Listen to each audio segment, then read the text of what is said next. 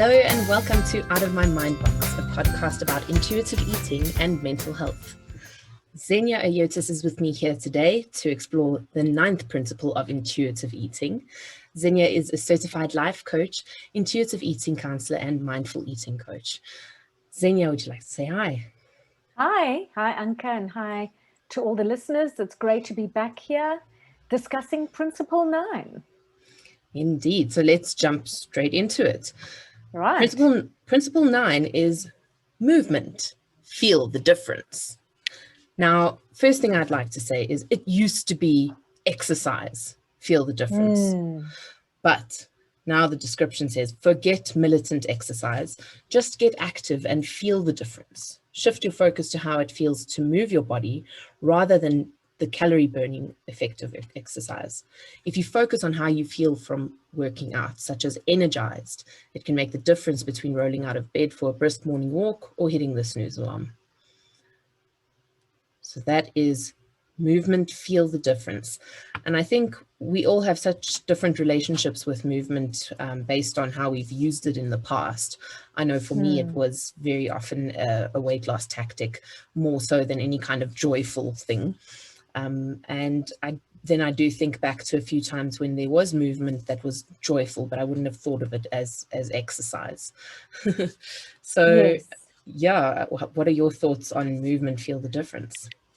Well, I'm so glad that they've changed it to movement versus exercise, because depending on your relationship with exercise or movement or physical activity, whatever word you want to use, it can determine a lot of things. And typically people who come to this with diet mentality and people who have a long history of dieting will also have a relationship with exercise and movement that is based on calories burnt and using exercise as a weight loss tool. And the way I like to present exercise or moving your body is a gift that you give to yourself. You give your body the gift of movement. Our bodies are designed to move. And you give it as a gift to your body, this ability to move and feel better. Because if you think about moving your body, when we move, we feel better physically, we sleep better, it manages and regulates our nervous system, it regulates our appetite. So there's so many benefits to moving your body. But we almost need to take away the changing our bodies, losing weight, and all those kind of diety mentality associations that we have with movement, and see movement as the joy of movement versus getting something out of movement. Definitely. And as you mentioned, a few of the health benefits, there's a ton more. There's improving and maintaining cognitive abilities and memory, increasing your energy levels throughout the day, maintaining your bone density and muscle mass, and reducing stress and boosting your mood, as well as preventing chronic disease. And I have a personal example in my life. My mom had her hip replaced not too long ago, and she's been having endless troubles, and she's never going to be able to do anything like rock climbing or anything fancy like skiing like that again, because of her hip that is just not in the shape that it used to be. And it's happened to her much sooner than she thought anything like that would. And it just made me kind of realize we need to make the most of the opportunity that we've got to exercise while we've got it the most. So yeah, the younger, the better. It takes an injury for us to realize, very often, especially if you come from a history of dieting or diet mentality, you really see exercise as a should and a must. And if you don't exercise, then you're not going to lose weight. If you take weight out of the equation and you see movement as a joy and all that list of benefits that you mentioned, plus more, and you really focus on how it feels in your body and how you feel after you've moved your body. And, it doesn't have to be like you know, if you've been on a diet and you've gone to a personal trainer, it really doesn't have to be, you know, those common things that they say, well, if you don't work out for an hour, you don't go into that fat burning stage, it's not worth it. You've got to do 45 minutes or more. It needs a bit of a mind shift that anything counts. Any movement is better than no movement. So maybe it's, and getting creative around movement. So it doesn't have to be running. It doesn't have to be these grueling workouts at the gym that might be unsustainable. It could be playing or gardening or doing household chores or dancing or walking or just recreational activities in general. There's so many things that you can do for fun. I mean, go ice skating. Yes. I've been wanting roller to do that for skating, ages. rollerblading, or anything like that. So for it to be sustainable, Anka, the word fun is so important, because the way it's going to be sustainable is if it's fun and if you are enjoying it. If you're not enjoying it, you're not going to sustain it. And weight loss isn't enough of a motivation. No. Eventually, you're just going to land up on the couch watching Netflix. So let me tell you about the exercise or movements in my life that have actually I've managed to sustain for long periods of time without having to try. And that was basically yoga. That gave me a really nice balanced all-around body feeling. And I think any exercise where they let you lie down on the ground with your eyes closed at the end for 5 minutes is going to win in my book. Absolutely. So, yeah, that was the one. Then later on, I discovered running. And at first it was cross-country running at school. So it was never about weight loss. I was just taking part in a fun activity, running through the country, and it made me get a nice runner's high. So I really enjoyed it. And in later years, I rediscovered running in road races and doing a 5K every Sunday, and then doing a 10K and even a 15 one time. So I was reaching for that marathon kind of half marathon at least opportunity, but I never managed to get there quite. So I fell out of that. And then there were other shorter lived passions that I also had a lot of fun with, such as belly dancing and pole dancing. So yeah, it was quite the adventure. Amazing what one's body can do when you just put your mind to it. And so many fun different things you can actually try. I mean, you could go water skiing. Think about the possibilities of all the different types of movement. I mean, some people do just like going to the gym. I know it's the worst thing for some, but others absolutely. But if that's what you enjoy, I must say, what I love doing, it's not always easy living where I live, but when I go and visit my mom, I love walking down to the beach, swimming for an hour in the sea, because where she lives, the sea is very calm, so you can swim. That for me is the best, being out in nature.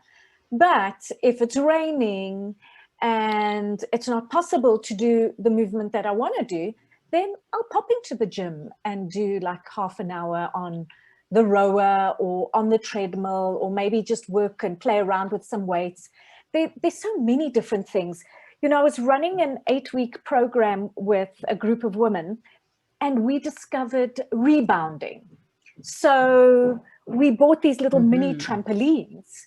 And it's great because it's very good. There's so many benefits to rebounding. And you just bounce along on this mini trampoline. You can create a wonderful playlist, and it's great to get your heartbeat up, and it can be fun.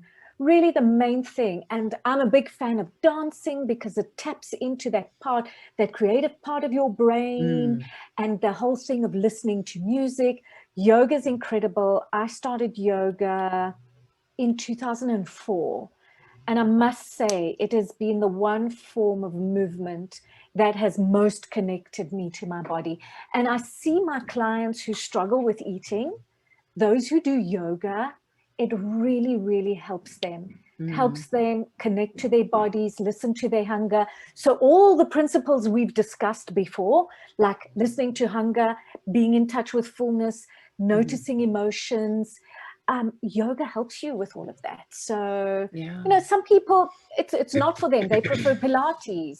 The trick here is to find something that suits you, that you enjoy, and that's kind of easy, that you want to go out and do. And also to be flexible, because one day it's going to be yoga, the other day it might be a walk, the other day it might be a bike ride. You might be a person that likes a lot of variety. Yeah. So it's also getting to know you and seeing what works for me. Definitely.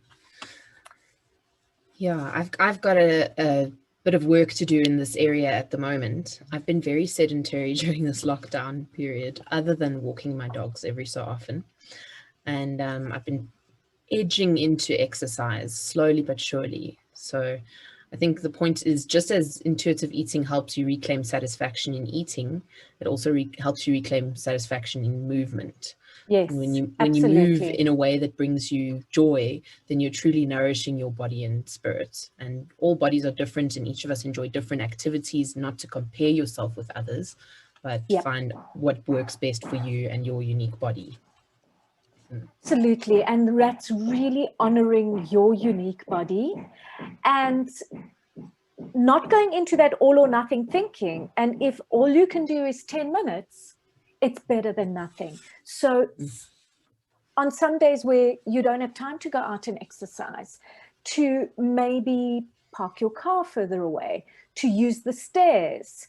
Another thing that when working with my clients, I recommend is we spend so much time sitting. And you may have heard this, but they say sitting is like the new smoking. So we lead way more sedentary lives these days than we did before, like in the 50s and 60s. Yeah. So, standing up, just standing up every hour, stretching. So sitting at your desk and doing some stretches, standing up, maybe if you're talking on the phone, to stand up and pace up and down while you're talking on the phone. So just that act of standing up and interrupting prolonged sitting can help with your metabolic health. And maybe thinking about, instead of having a meeting over a cup of coffee, why not having a walk and talk meeting? Yeah. And then also to remember that incorporating adequate rest is just as important when it comes to self-care. Yeah. For some people, the big practice will be taking a day off from moving their body when they're feeling tired or sick or sore, because exercise can sometimes be abused, especially in the pursuit of losing weight. Some signs of over-exercising are working out when you're sick or fatigued, having to have a vigorous workout for it to count, or exercising to lose weight. So there is such a thing as exercise bulimia, where you overeat and then you exercise to work that off. So one needs to really examine your relationship with exercise. Do you beat yourself up for not exercising? Do you use exercise as a way of giving yourself permission to eat that extra? Or if you do eat extra, do you then say, oh, well, I'll burn it off, I'll go for a long run? Those are little alarm bells of, that your relationship with exercise needs some attention, and that rest is very important. So, but that comes back really to listening to your body, honoring your body. When hungry, eat. When tired, rest. Connecting to what will feel good in your body. So it's really about that body connection. If you think about some of the barriers to exercise, really it's time, body image. A lot of people don't want to go out and move their bodies because they feel shame around their body image, or it's discomfort in clothes, or there's extreme fatigue, or if they are in larger bodies, some people complain about just feeling discomfort in their bodies. And there it's important to have compassion for yourself and take it step by step, especially maybe if you've had an injury, and start doing it in small little increments, and maybe just doing 5 minutes, but really looking at the benefits of movement and how it feels. And I like to refer to this principle as the joy of mindful movement. And mindful movement really is connecting to your body.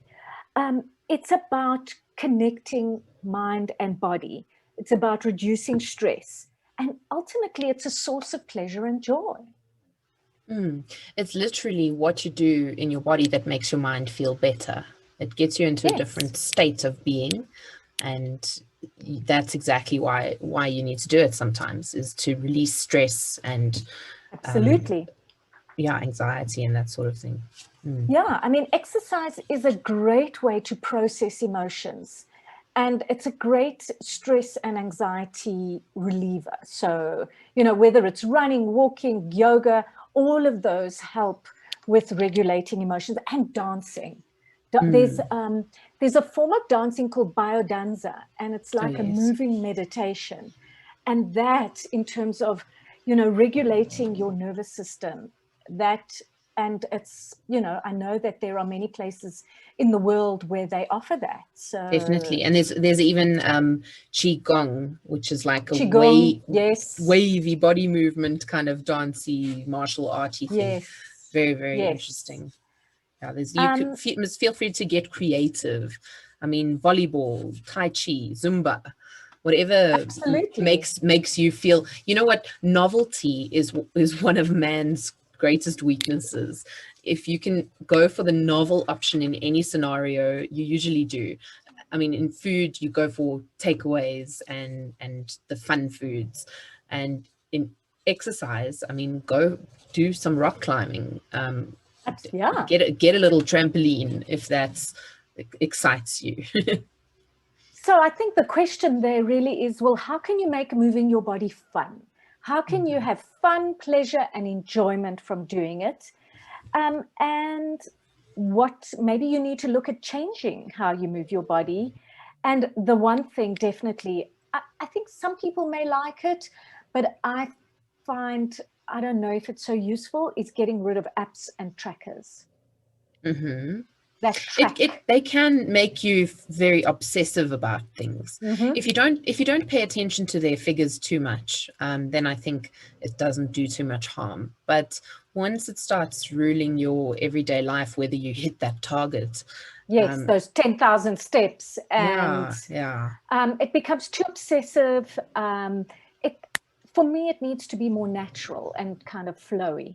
I agree. One of the ways to start moving more intuitively is to listen to how your body signals movement. So after sitting for a while, do you feel the urge to stand up and stretch, and maybe feel a little restless and like you have pent up energy? And maybe other days your body is tired and you'd need more rest. So you'd need to have that awareness.